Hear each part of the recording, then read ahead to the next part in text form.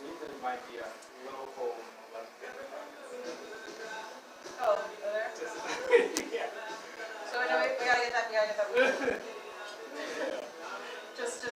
No, not from, for the Bella Theater Group of Indianapolis.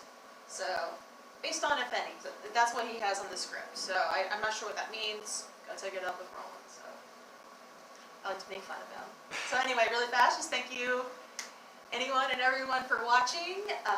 This is live, as one does in the theater. So I will do my best to make this a fun story for you guys to listen to. But if I slip up along the way, we're just going to have fun with that. As one does in the theater. All right. One more time. This is Shaggin City, Act 1, Prologue. 12 years prior, the droid could feel a slight instability in its neck from the blow, and locked the joint until a repair could be arranged. "Why are you just standing there?" his master's harsh voice interrupted. "Can't you clean up this mess and still watch a little girl?" The heavy-set, swarthy-faced man shook his head in disgust at the disorder in the room. "You ordered me to keep an eye on the prisoner at all times. In my current damaged state, I'm unable to continue with my cleaning duties and watch the prisoner." Lost my space. And watch the prisoner. The android replayed the man's directive. "Bogolosh, do not take your eyes off the prisoner, not even for an instant." "Stop playing me back. I know what I said. Do what I mean. Make her clean up this mess and keep an eye on her while she does that. Did she totally knock the sense out of you? How did you let her get the drop on you anyway?" "It's difficult to say," the android began. "What is difficult," the man interrupted, "is if you don't get this apartment cleaned up and watch the little girl. You know what I mean?" The man leered at the android. "I'm going out for a drink. This place better be cleaned up when I get back or else. You know what I mean." The man stomped over to the girl and checked her wrist bindings. The girl shrank from the roughness of the man's touch and his presence, but stared defiantly. "Don't you look at me that way." The man paused and slapped the girl so hard that she fell out of her chair and onto the floor. Little Amy smothered a cry in pain. "If you want to eat, make yourself useful and pick up this mess dripping from my android now." The girl glared in the man's direction without making further eye contact. "And you better be finished by the time I get back." The man subconsciously patted his front pocket for the plastic enclosed gold chip and smiled with anticipation. He could see a full-bodied bear and a full-bodied woman in his near future. He turned and left. Inner City, morning. My goodness. My script is highlighted to the point I can't see it. One moment, please. Technical difficulties, ladies and gentlemen. This happens in the theater. All right. There we go. The detective did not bother to stifle her third yawn in his... The detective did not bother to stifle her third yawn in as many minutes. She reached towards the bowl of the sky. Her exhausted yawn came out as a ragged snarl as she stretched. She desperately needed a reprieve from the all-encompassing grayness of her inner city surroundings. Warm rays of the awakening sun caused wispy clouds to streak across the orange-tinged violet sky, with the same soft, cool kisses that blew through her hair. The detective wiped her eyes with the backs of her hands as she felt her eyes tear up from her allergies and tiredness. Doing so made her face feel sticky, but she was too worn out to mind. She didn't understand what had recently happened here. Amanda Freak at Police 37 returned her attention back to the scene with a nondescript intersection of a once thriving brownstone neighborhood. Now, the streets always seemed unnaturally empty. She stood at the end of what was a broad, grassy median. There was more hard-packed dirt than grass. A pair of brand-new black basketball shoes lay among the chunks and pieces of broken cement curb. The high tops, almost touching, were in a pigeon-toed formation. The left shoe was on its side, white sole glowing from the orange from the rising sun. Laces splayed in opposite directions. The other shoe sat in a pool of dark-colored shimmering liquid, which mirrored the lonely streetlight. The high top rose like a tiny volcano from... What is that, blood? 2 hours earlier, the sun had just begun to inch up the bottom of the city's skyline. Freak at Police 37 was idling in front of a 24-hour laundromat in her beat-up police cruiser. She finished up her previous evening's supper for breakfast. She licked her fingers, then wiped them on a flyer that she had found from the corkboard inside of the door. She had found that dog. Not quite satisfied, the detective went back and utilized another flyer. It read, "Eagle for Mayor, 2025. There was a faint scream from a girl or young woman.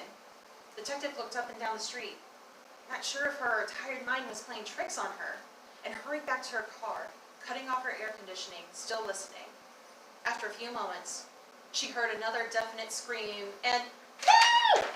from behind her. Amanda Freak at Police 37 shifted her cruiser into drive and stomped on the accelerator while throwing the steering wheel hard around twice to commit a U-turn, scattering the gang of pigeons which had been soliciting her vehicle. "Ugh. Sorry guys," she winced. The detective guesstimated that the cry had emitted about 75 meters east of her position and roared through the first intersection before slowing down, her eyes moving from side to side, prying into the shadows. She dialed up the night vision on all her windows, but kept her front driver's side window down so she could hear better. Immediately, heat signatures materialized in front of her car and in her rearview mirror. Boiler steam from a manhole cover caressed the hood of her vehicle, momentarily blinding her. She paused, leaned her head out the open window, passing perilously close to a jaywalking orange tabby, which was crossing just in front of her, unconcerned by the throaty rumble of her engine. "It's your lucky day," she quipped and continued on. As the cruiser advanced, it continuously cycled a pre-programmed list of scans, location-based internet pictures and holographic schematics overlaid thermal images of the mostly empty buildings. A few occupants appeared to all be in bed. Most of them were asleep. As she passed an alley, she saw 3 forms huddled together between a smoldering fire barrel and a brick alley wall. The cruiser's 2 drones were automatically dispatched, their chemical sniffers and sonic systems and facial recognition activated. Pop-ups with biographies, breathing readouts, pulse indicators polluted her glasses. At least one of the persons was drunk. Chemical readouts about the smoke barrel indicated the presence of cooked drugs, but pulsating biorhythms indicated everyone was in REM sleep. 90 minutes later. "Detective Freak! Detective! Can you hear me? Amanda, wake up!" Detective Amanda groggily opened one eye and stared into the face of a middle-aged, dark-skinned man with a gray beard, old Nigel. His eyes searched hers intently with concern. "Welcome back. If you think you're going to check out before me, that's a lie," he smiled warmly.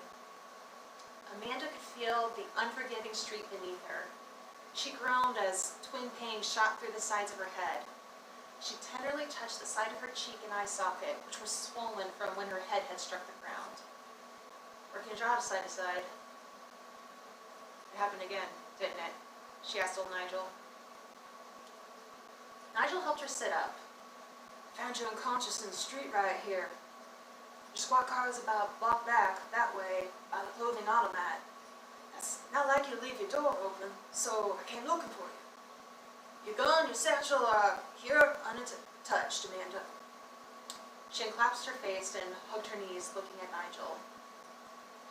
"Once again, you are my knight." The old man grinned and swatted away the compliment. And then he grabbed the lapels of his coat. "I wouldn't exactly call this armor."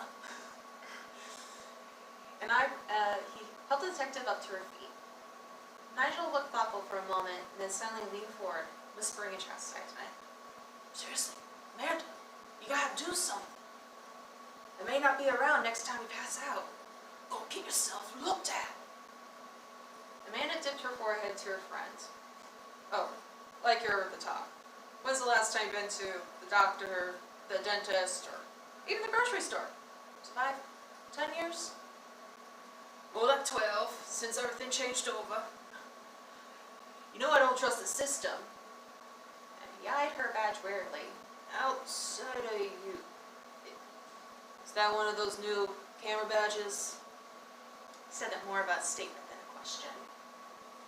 I have to go. He began to walk away. You are still part of the system.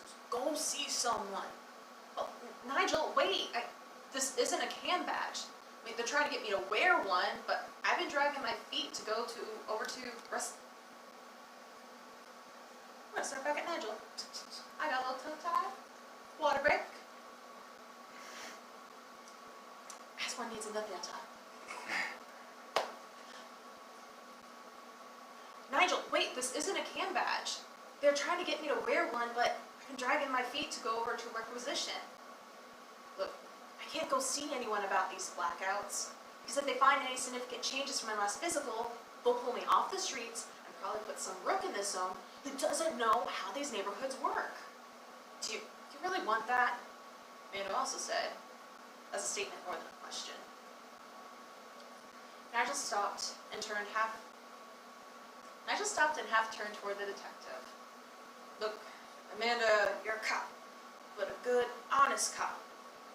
Everyone here respects you and how you went from being just another hood rat to where you are, but times are getting harder. Even than when you were in the streets. There's some new shakers outside of here.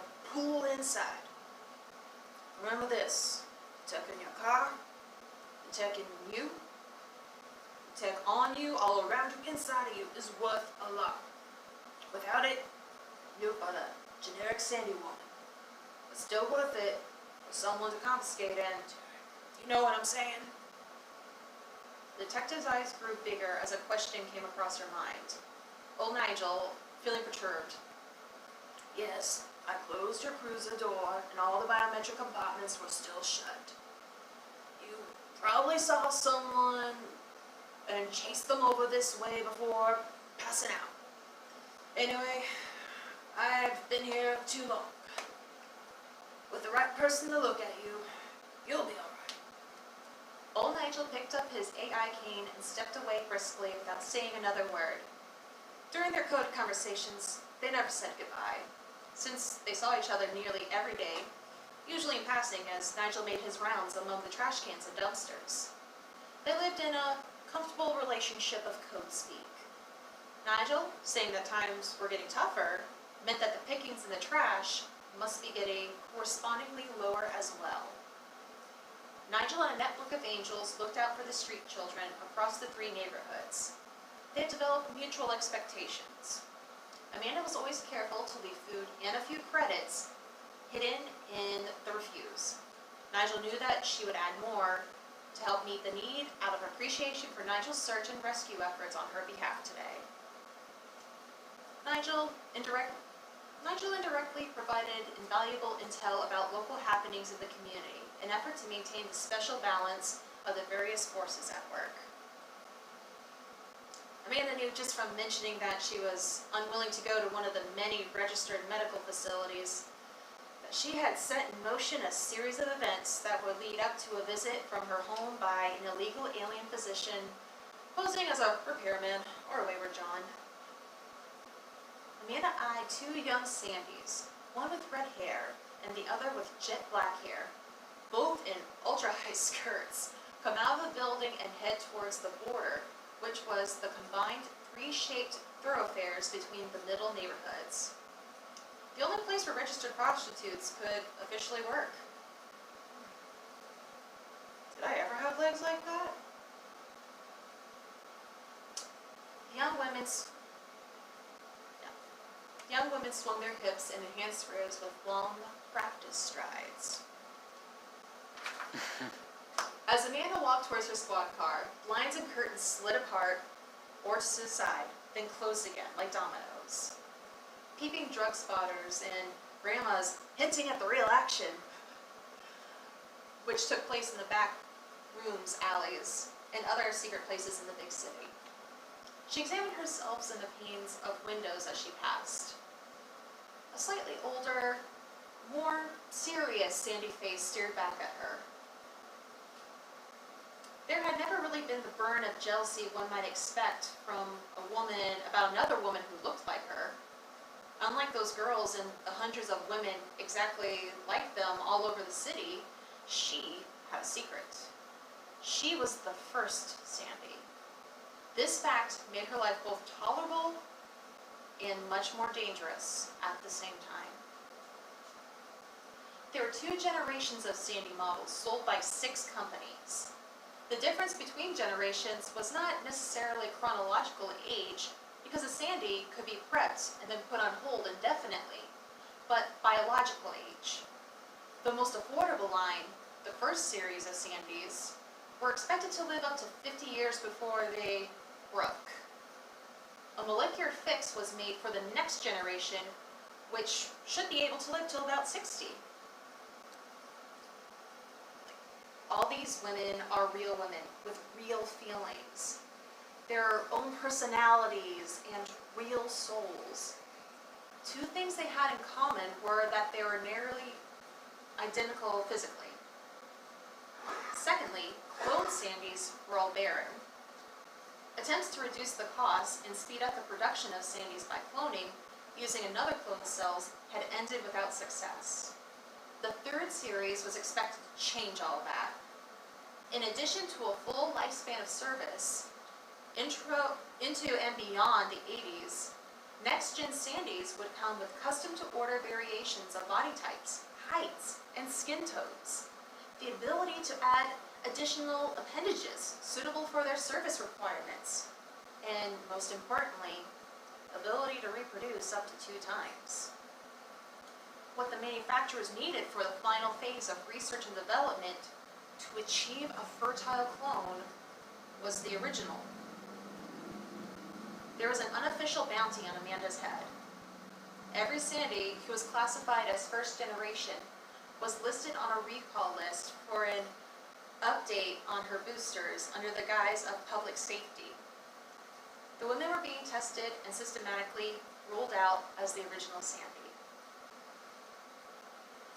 Amanda had avoided detection by using her credentials as detective to copy data from the records of other Sandys she had arrested, then add that data to her own. She had looked into her face hundreds of times of streetwalkers, drug users, or housewife, bought and paid for by their owners with cheap, traceable biohistories. Her own master was a military man from a good family, who was rarely home, so as long as her Sandy tax was paid, there were few people interested in digging into her background. Nigel and the Angels did what they could to tell the street teens, many of them runaway Sandys. Amanda herself was a product of the streets. Often played the ultimate doppelganger and went undercover as a streetwalker, and arresting the most violent of the Johns and turned a blind eye to the illegal street economy which provided the Angels food and housing without arousing the ire of the old families. The detective understood the neighborhood and had risen from the ranks of the street teens and wanderers. She, with the help of a particularly enlightened Shijan, a Bourbonnet's professor who moved her into her home and helped her complete her education online. Amanda applied and was accepted into the police academy, but before Sugar Mama realized it, Amanda had applied and been accepted by the police academy, and they parted ways with a mutual understanding. Now, all Sandys were naturally athletic, but Amanda had an unusual affinity at handling firearms. She earned the respect of the members of Nitro, the elite drug interdiction unit composed of both city police and contractors hired by the mayor. With her knowledge of the 3 neighborhoods, Nitro ran out the violent street gangs. Then they were disbanded, and Amanda was assigned the entire zone to work alone. Both families had been left. Someone needed to maintain a certain order. Every city needs an unofficial place for the upper class and tourists to experience the vices, and the families were the perfect solution. They had evolved into 3 superclans: the Joneses, the Alvarez, Line, Alvarez. I knew I wasn't saying that right. Alvarez's. See, this is totally the theater. I called line. Alright? Let's start beginning of their names. So, the Joneses, the Alvarezes, and the Browns. It was entrusted to them to manage the hospitality aspect of the neighborhoods. Alright. We're on to another scene. A flash of sunlight off a nearby window leads to a flashback of a gunfight during a warehouse raid. Alright, sit down. I'm going in. Amanda had served with Nitro, a joint police military special forces task force, a precinct chief on the take. Okay, sorry. That was... A precinct chief on the take assigned Amanda to the task force in an attempt to dead-end her career. Amanda, however, loved her city, the place, and the people. They're her kind of people. What had to go were the predatory forces who abused the vulnerable. Nitro provided a place for her to make a difference. Her sense of purpose... Coalesced. Okay, I don't have my written thing to help me say it. Lie. Coalesced. Oh, life here. You're good. What had to go were the predatory forces who abused the vulnerable.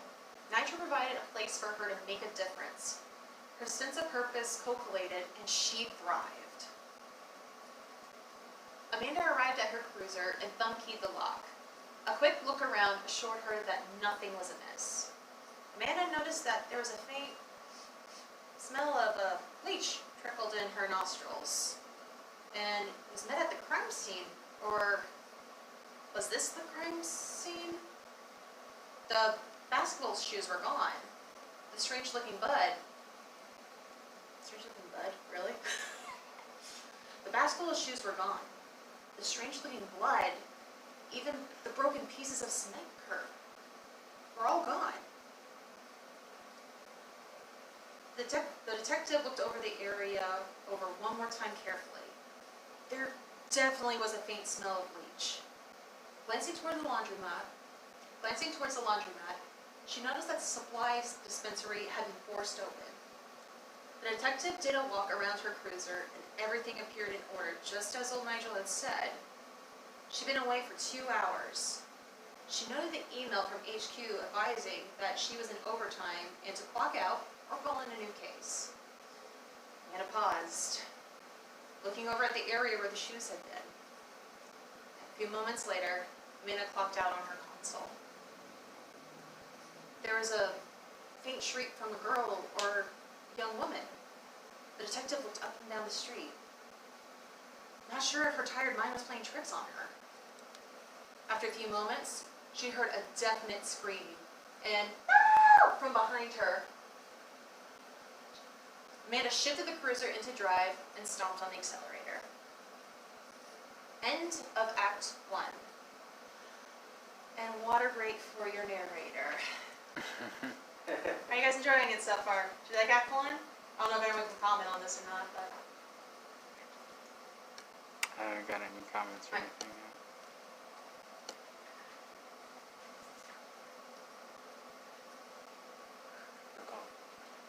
It's the point of Act 1 to water break, stretch, flex the voices. Alright. I'm in a good old time. Alright. Everyone ready? Yes, that was mostly for my camera guy. Thank you, good sir. Alright, beginning Act 2.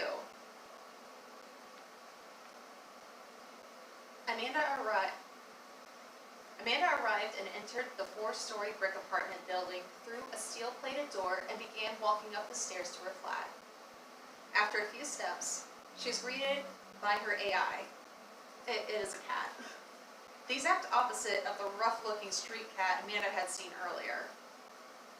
Al, short for Alfred, in deference to Bruce Wayne's ever-patient, multi-talented butler, was programmed to have the nasality demeanor Amanda imagined any proper butler to have. The steps were shallow, so Amanda took them 3 at a time. Alfred bounded up effortlessly alongside until they reached the 3rd floor, and he sprinted ahead so as to be able to escort his master through the door. Amanda wondered if she still had a roommate after that argument the previous evening. Is anybody home? She called ahead to Alfred.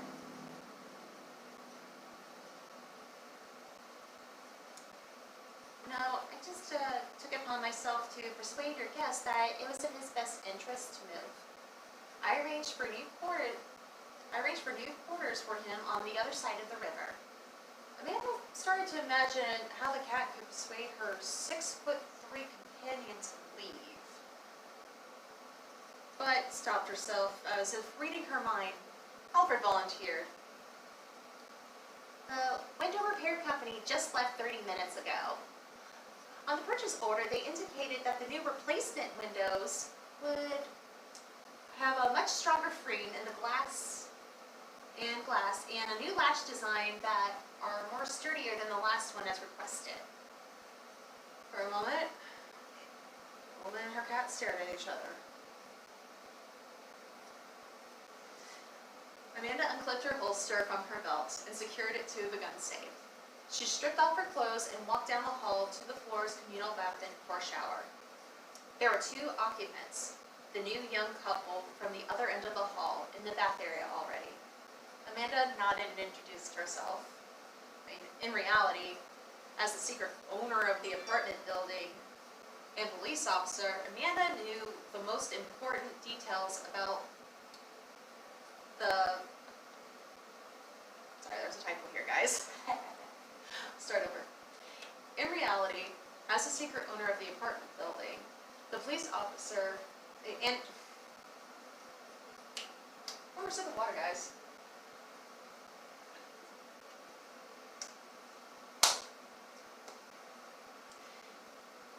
In reality, as the secret owner of the apartment building and a police officer, Amanda knew the most important details about them. Both were successful artists. Jay, another Sandy, was a painter, and Cyril was an up-and-coming sculpture artist. So, you must be the police down the hall in A? Cyril offered a smile. Word gets around fast, Amanda replied.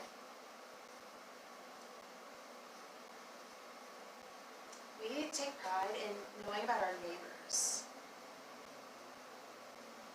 We take pride in knowing about who our neighbors are, Jay said, sizing up Amanda's muscular arms and confident posture. There was an awkward moment of silence as Amanda sensed Cyril's appreciative gaze at the older Sandy. Amanda made a show of scratching her head to better show off her fake wedding ring. Cyril pouted as Jade looked on guardedly. Amanda smiled and strode to the shower, punched in her personal code, and stepped in. The shower recognized her and began to run her favorite water massage program. As the warm water began to wash off the day's events away, Amanda closed her eyes. A strange scene with the blood-soaked black basketball shoes came to the forefront of her mind. That blood, it was that dark, blackish red she had become used to seeing these days. It had a strange luminescence to it, like it was lit from within. She breathed in with a start, remembering when she was a young girl, what it was like. No, it was synthetic blood, the kind used in the old ABC class androids, overloaded and re-energized microbattery cells. They were prone to overheating, which negatively impacted their judgment protocols. 12 years earlier, Amanda recalled the confrontation that marked a turning point in her life, which put her on the path to becoming a police officer. The angels had taught her and the other girls how to recognize and avoid the abduction crews roving the streets and how to fight. Young Amy was a restless spirit and felt a new level of confidence as her survival training. Against the angels' advice, she left the shelter alone whenever she felt like it and went out on her own, which is how she ended up with her ankles tied to a chair in front of this android. The android stared at little Amy with a slight tilt in his neck. He's going to the gentleman's club across the street, where he will remain until he drinks most of all the value of the credit, which is historically about 2.75 hours. He will purchase time with one of the hostesses and fall asleep. Another 1.25 hours, after which he will be awoken and kicked out of the club at closing time. He will not remember anything which has transpired here before he left 3 minutes ago, but will certainly be wearing his productively foul mood anyway from drinking too much alcohol and finding a reason to take it out on both of us. I recommend you begin cleaning at this time, after which I will provide you food and bath and clothes. Amy stared out the window at the strip club, then turned to the android. What's your name? My master always calls me stupid. Well, that's cruel. You should stand up for yourself, but stupid, untie me. Amy interpreted the android's silence as a refusal. The android picked up the girl's elevating synaptic activity and noted her shoulder's slight movements as she began working to free herself. There's no need to struggle. I will remove your bindings, but I will not allow you to leave this room. Amy's shoulders stopped moving.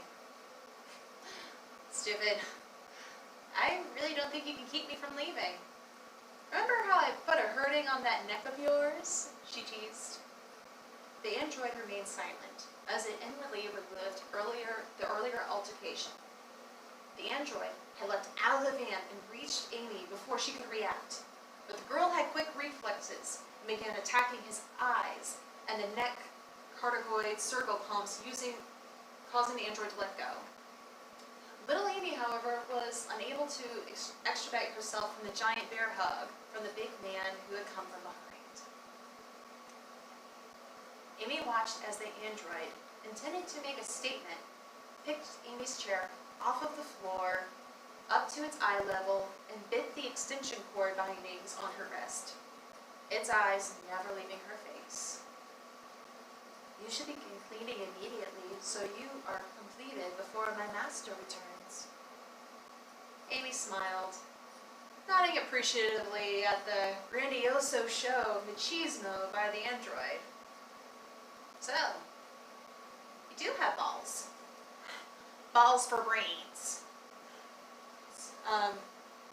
As she swung her arm down, bringing a defensive karate chop against the android's clavicle as she leapt up from the chair. Studa let go of the chair as it used both arms to stabilize its neck. I don't plan on being here when he returns. She extended her leg into the android's torso, causing the android to bend at the waist as if the air had been knocked out. In reality, there was no lungs or air, but its innards were all digital. Amy understood that despite its imposing stature, the android's body was tall and slim, designed to mimic a humanoid, and had the strengths and weaknesses of any ectomorphic frame.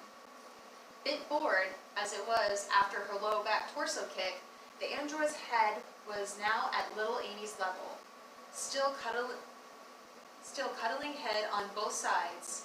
Amy delivered a punt to the bottom of the android's chin, releasing Stupid's head from his neck and into the ceiling. The aluminum head made a hollow ring as it ricocheted from the ceiling to the wall, then to the floor, and rolled to a stop at Amy's feet. The android's body was frozen in the same position. Amy reached into the exposed neck and yanked on the spinal liner to prevent the android from establishing a Bluetooth connection between the head and the body. The girl shook off the blood from the android's hand. The girl shook off the android's blood from her hands. And that is the end of Act 2. So, is there anything else you want me to say about the piece, or? The next episode will be in about 2-3 weeks, so stay tuned. There you go. Great All job, Stephanie. Good job. Good job. Ah, thank you guys. Mr. Jalen on camera and doing our art. Go ahead and show off your art, bro. Oh. Oh. Piece behind us was designed by Dalen Lewis, or D. Louie, as you'll find me on social media. And you can find more work like this. This is my representation of Shaggin City. So. Good job. So All both of right. you. Thank you so much. Problem. Wow, that's a heck of a reading.